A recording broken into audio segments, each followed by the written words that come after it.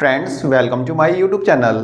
Friends, DDA towering heights Karkardooma housing scheme 2025 में DDA ने 1026 2 BHK flats रखे हैं जिनका कि डीडीए ऑक्शन कराएगा।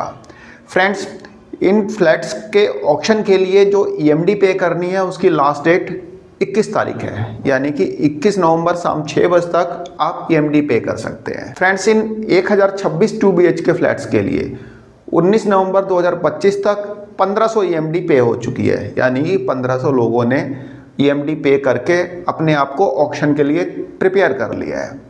तो 1026 फ्लैट्स और 1500 ईएमडी। तो फ्रेंड्स, अभी 2 दिन बाकी है, यानी 20 तारीख और 21 तारीख। ये जो डाटा मैं आपको बता रहा हूँ 19 तारीख तक का है। उसके बाद 20 तारीख और 21 तारीख 2 दिन बच जाते हैं। तो 2 दिन में उम्मीद है कि 500, 700, 800 या 1000 लोग जमा करें ईएमडी। तो ईएमडी पे करने के बाद उसके बाद ऑक्शन का टाइम आएगा। तो कहने का मतलब कि यदि हम मान लें कि 2 दिन में 1000 लोग ईएमडी पे करते हैं तो 1026 फ्लैट्स पे टोटल लोग हुए 2500, यानी 2500।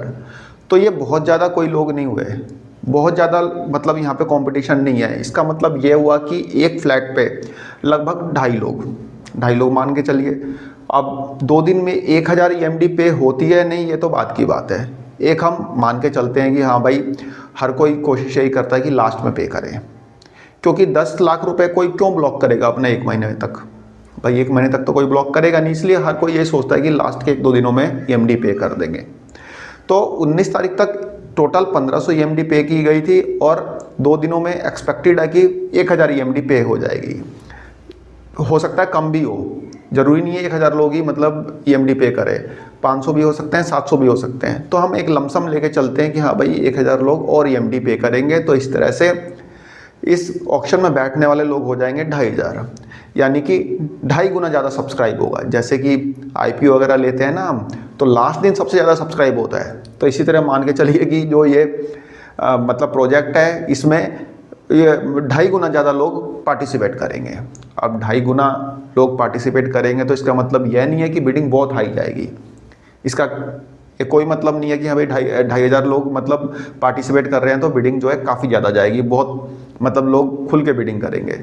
फ्रेंड्स, ऐसा है कि हो सकता है कि एक फ्लैट के लिए 4 लोगों ने अप्लाई किया हो, मतलब 4 लोगों ने ईएमडी पे की हो पर्टिकुलर एक फ्लैट के लिए। हो सकता है 5 लोगों ने की हो सकता है 8 लोगों ने की हो, ये भी हो सकता है। क्योंकि अभी द्वारका सेक्टर 14 के जो ईडब्ल्यूएस नहीं, एलआईजी फ्लैट्स जो थे उनके लिए जब लोगों ने बिडिंग की थी तो एक फ्लैट पे 20-20 लोग बिडिंग कर रहे थे।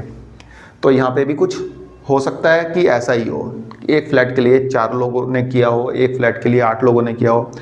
तो इसका मतलब यह हुआ कि यदि 2500 लोग भी इस बिडिंग में पार्टिसिपेट करते हैं तो मान के चलिए कि काफ़ी ऐसे फ्लैट्स रहेंगे जो कि इंटैक्ट रहेंगे, जिनके लिए ईएमडी मतलब होगी ही नहीं, किसी ने पे ही नहीं की होगी, कोई इसका ऑप्शन ही नहीं कर रहा हो, ये भी हो सकता है।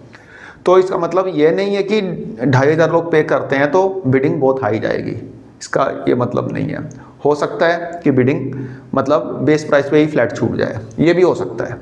और हो सकता है कि बिडिंग काफ़ी हाई भी जाए, क्योंकि मान लीजिए किसी पर्टिकुलर एक फ्लैट के लिए, ग्राउंड फ्लोर के लिए, फर्स्ट फ्लोर के लिए, सेकंड फ्लोर के लिए, जो भी है, मतलब मान लीजिए पर्टिकुलर एक फ्लैट के लिए जो कि ईस्ट फेसिंग है, मेट्रो फेसिंग है, 10 लोगों ने ईएमडी पे कर दी। तो 10 लोग यदि उसकी बिडिंग करेंगे तो जाहिर सी बात है कि बिडिंग हाई जाएगी।